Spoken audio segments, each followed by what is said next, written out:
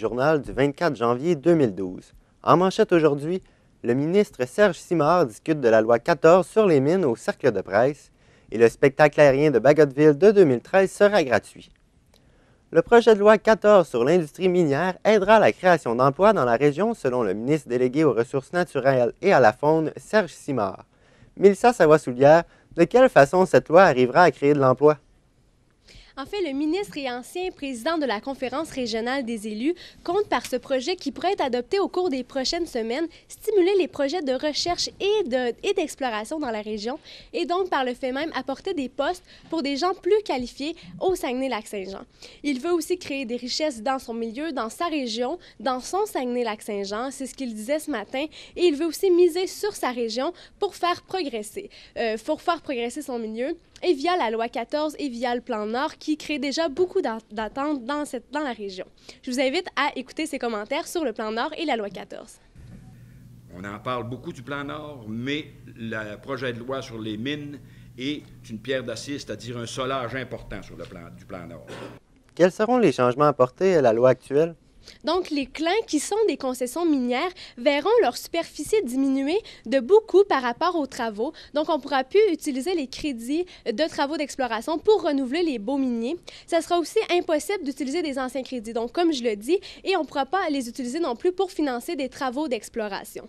Aussi, il va y avoir une limite de 20 ans qui va être désormais appliquée aux crédits de travaux pour créer un roulement, pour créer un cycle de 20 ans par rapport aux baux miniers. On veut aussi augmenter la portée de la garantie financière des travaux miniers en appliquant plus de garanties financières effectivement au réaménagement et à la restauration des baux miniers. Par rapport au droit et au gouvernement, le gouvernement se réserve un droit de dézoner les zones minières. Et à la suite des pertes d'emploi et du conflit de travail chez Rio Tinto à Alma, comment le ministre voit l'avenir dans la région? Il voit ça d'un œil plutôt rassurant. Je vous laisse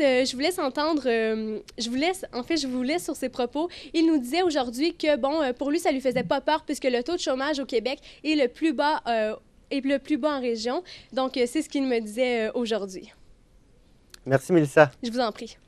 La tempête de verglas qui a frappé Saguenay la nuit dernière n'a pas causé les dommages auxquels les autorités s'attendaient. En tout, un total de 5 accrochages mineurs ont eu lieu. Des résidents de Chicoutimi se sont également réveillés ce matin sans électricité, mais Hydro-Québec a réglé le problème rapidement.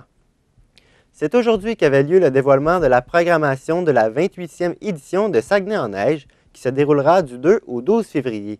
Pierre-Olivier Bouchard, l'organisation promet plusieurs nouveautés cette année. Oui, Olivier, il y aura entre autres la visite d'une équipe de sculpture de niveau national, plusieurs nouvelles activités et le conseil d'administration a aussi pensé à ajouter un volet jeunesse encore plus important cette année.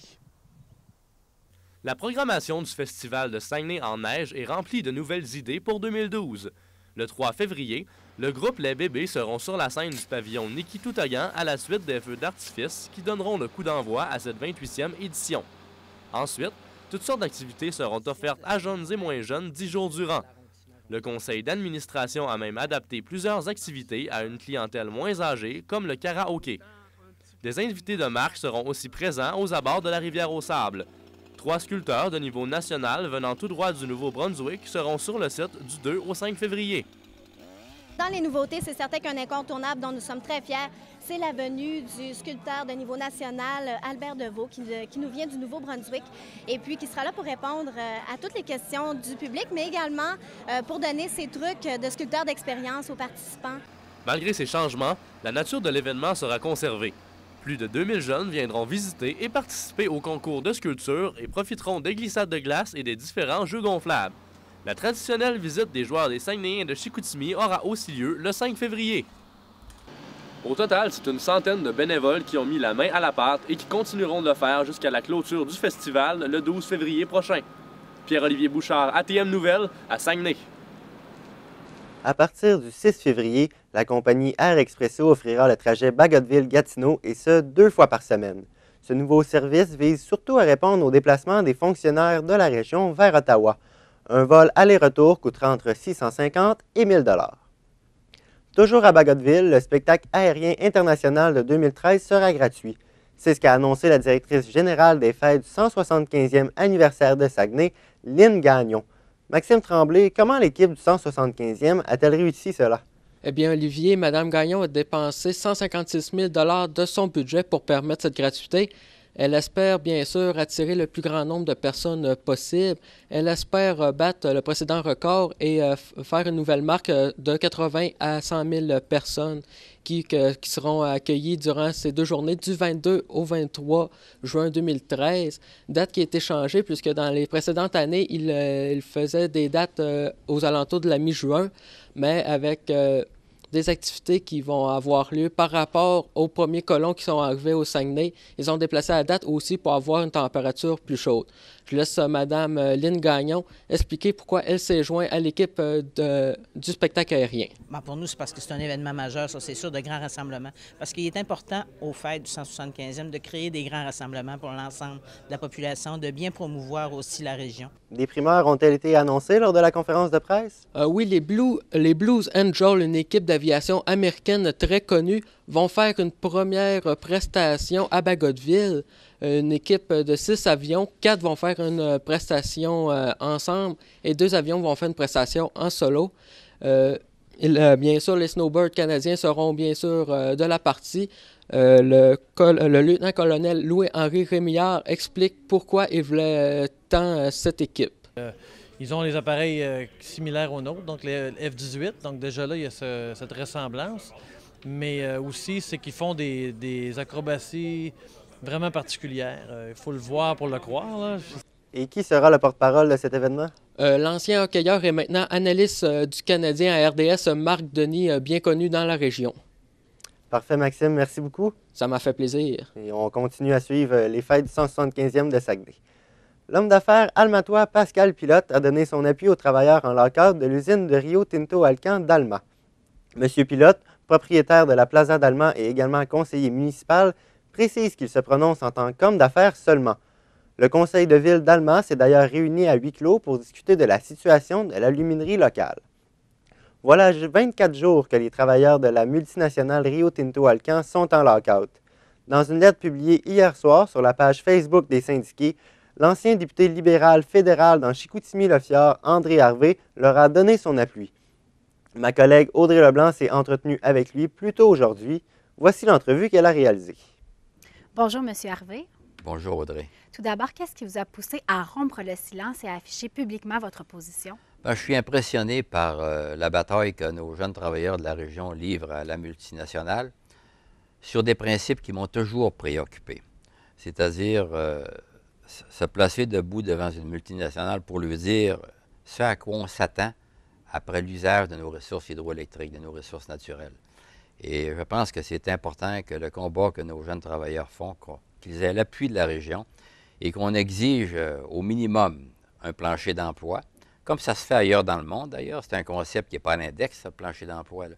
Parce que si on ne demande rien à une multinationale, dites-vous une chose, ils ne nous font jamais de cadeaux. Les seuls cadeaux qu'une multinationale cherche à faire, c'est à ses actionnaires, pas à ses travailleurs, ni à une région en particulier.